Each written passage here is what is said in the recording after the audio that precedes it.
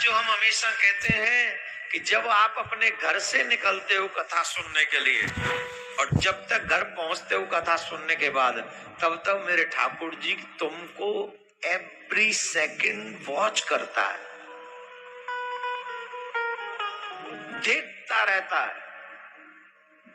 जब तक तुम वहां सुरक्षित न पहुंच जाओ, उसकी ड्यूटी है कि वो तुम्हें वॉच करे। ठाकुर जी तो आप अगर आधे घंटे की दूरी से आते हैं और 3 घंटे ये 5 घंटे दिन में वो तुम्हें वॉच करे। एक बॉलीवुड में गाना के झलक दिखला जा, बहुत पहले गाना है, पता नहीं क्या सब लोग रोड पे बजाते थे, झलक दिख, एक झलक दिख जा, 1 सेकंड के लिए दिखला जा, फिर तू मर जा चाहे हमें मार जा। ऐसे कहते हैं झलक दिखला जा, इसका मतलब है एक बार आजा आजा, बाकी तू मर जा और जा। यही कह रहे हैं दुनिया वाले, एक बार आजा बस। 1 सेकंड के लिए आएगा, 5 सेकंड के लिए आएगा, 10 दिन के लिए आएगा, कौन जाने। लेकिन वो हर दिन तुम्हें 5 घंटे देखे, कौन? जिसकी एक क्षण भी अगर वो हमें देख ले तो हमारे जन्म जन्मांतर की सारी बाधाएं समाप्त हो जाती है। वो हमें हर दिन 5 घंटे देखे, ये लाभ के कैसे मिलेगा आखिरी दिन वालों को? ये प्रेमियों की बात है, जो सच्चे प्रेमी होते हैं वो है। और जो आर्टिफिशियल काम चलाऊ होते, कार्ड आ गया इसलिए निमंत्रण में जाना है, वो कहेंगे ठीक है आएंगे, हम एक दिन जरूर आएंगे, आपके 5 फंक्शन है, एक दिन जरूर आएंगे, क्योंकि इनविटेशन कंप्लीट कर, निमंत्रण पे फॉर्मेलिटी पूरी करनी है। तो आप लोग जो आते हो ना, आप पारिवारिक लोग हो। ठाकुर जी ने 7 दिन के लिए आपको अपना परिवार माना हुआ है। 1 दिन वाले नहीं हो आप, 7 दिन वाले हो। राधे राधे बोलना पड़ेगा, ऐसे नहीं, जोर से बोलना पड़ेगा और जोर से बोलना पड़ेगा। मैं तो यही कहूंगा, ठाकुर जी के अपने बनो, सगे वाले बनो, ठाकुर जी के सगे वाले, दूर वाले मत बनो। हम ठाकुर जी के सगे वाले। फंक्शन होता है तो तुम्हारे अपने ही लोग काम करते हैं, सगे वाले, दूर वाले काम नहीं करते हैं। वैसे ही ये ठाकुर मेरा है, गोविंद मेरा है, प्रियाकांचु मेरा। तो जिनके पाप कम हो ज्यादा होते, वो 7 दिन की कथा नहीं सुन सकते। हम नहीं कह रहे तुलसी पूर्व जन्म से हरि चर्चा न सुहाए, कै सोबे के लड़ बड़े कै घर कूद चले जाए, जैसे ज्वर के बेग से भोजन की रुचि जाए।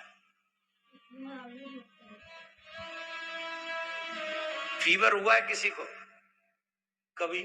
अभी नहीं, कभी किसी को नहीं हुआ है? बम्बई तो बड़ी अच्छी है, कहो फीवर ही ना हो, बुखार हो, उस दिन आपकी फेवरेट डिश बने घर में, सबसे फेवरेट, और तुम्हें आ जाए बुखार, ज्वर, सच बताओ वो फेवरेट डिश अच्छी लगेगी, स्वाद लगेगी? क्यों नहीं लगेगी? क्योंकि बीमार हैं हम। बीमार हैं इसलिए जो हर समय हमें स्वादिष्ट लगता था, अब हमें स्वादिष्ट नहीं लग रहा है। भोजन में कोई कमी नहीं है, कमी है हमारे शरीर में, प्रॉब्लम हमारे शरीर में है।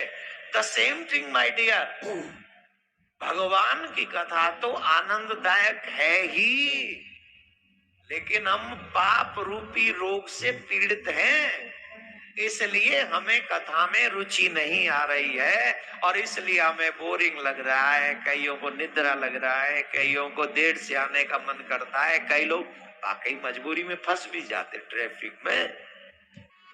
लेकिन कई लोग तो निश्चय करके बैठे कि हम एक दिन जरूर जाएंगे। वो जो कंडीशन है, ये दोनों अलग अलग कंडीशन है। कल भी मैंने देखा, मुझसे पहले अधिकांश लोग आ चुके थे, आज भी मुझसे पहले अधिकांश लोग आ चुके। ये क्या है? ये तुम्हारे सत्कर्मों का फल है। इसका मतलब समझ लो तुमको कोई बीमारी नहीं लगी हुई अभी। जो हमसे पहले आके यहाँ बैठ जाते हैं उनका शरीर निरोग है, मतलब पाप शून्य है। और जो लोग ज्यादातर ये एक दिन जाएंगे समझना रोग बड़ा है, हो सकता है कैंसर ही हो। ज्यादा बड़ा रोग, बुखार में तो फिर भी ठीक है, एक चब जाती है, कैंसर में तो वो भी नहीं चबती। और जो आते ही नहीं है वो तो आईसीयू में पड़े हैं। कहां पड़े माय डियर? क्या कहते भगवान? I see you, where? In hospital. In which place? In ICU room. और तब जो जीवन भर कभी याद नहीं करते भगवान को, आईसीयू में एडमिट होते, हे भगवान बचा ले, हे भगवान बचा ले, हे भगवान गलती हो गई, अब नहीं होगी, मुझे अब की बार निकाल दो, हमेशा तुम्हारा नाम लूंगा। भगवान को दया आ गई, निकाल दिया पापी को कोरोना से बचा के, कोई नहीं निकल जा चल। अब फिर वही ढाक के 3 बात, नो एनी चेंज। आप 3-4 साल पहले चले जाओ, कोरोना जिंदगी का मोल समझ में आ गया था, जीवन का यही प्रण करते थे, अब कुछ भी हो जाए हम गलत काम नहीं करेंगे, भजन करे महाराज अब के बचा लो, भगवान बचा लो, भगवान बचा लो। भगवान ने कहा चलो ठीक है तुमको छोड़ देते हैं, ये जितने बैठे हैं सब छोड़ दिए, जितना ट्रैफिक जमा कर रखे हैं ना रोड पे सब छोड़ दिए, लेकिन फिर देख लो लौट के बुद्धू मदिरालय में गए। कोरोना के बाद लौट के बुद्धू फिर वहीं गए। और आप यहाँ पहुंच गए, ये किसका प्रभाव है? आपके पुण्य का प्रभाव,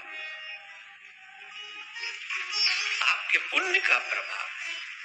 तो कह दिया तो 5 जगह पे कलयुग निवास करता है।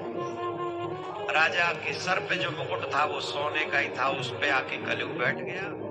कलयुग जब बैठ जाए, जिसके जीवन में कलयुग हो तो समझ लो वो क्या करता है? अपने सम्माननीय लोगों का अपमान करता है।